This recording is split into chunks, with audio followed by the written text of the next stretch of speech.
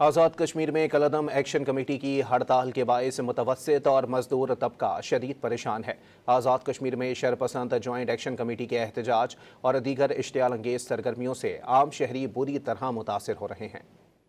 तकलीफ है और बड़ी परेशान है। हम लोग दुकानें बंद हैं, मेडिकल स्टोर बंद हैं और बड़े मजबूर हो गए हैं लोग। और जो लोग दिहाड़ी लगा के खाना खाते हैं वो कहाँ जाएंगे, बड़ी मुसीबत में हैं लोग।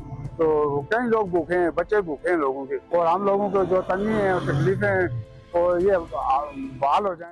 आज़ाद कश्मीर में कलअदम एक्शन कमेटी की हड़ताल के बायस मुतवस्सित और मजदूर तबका शदीद परेशान है। आज़ाद कश्मीर में शरपसंद जॉइंट एक्शन कमेटी के एहतजाज और दीगर इश्तियाल अंगेज सरगर्मियों से आम शहरी बुरी तरह मुतासिर हो रहे हैं।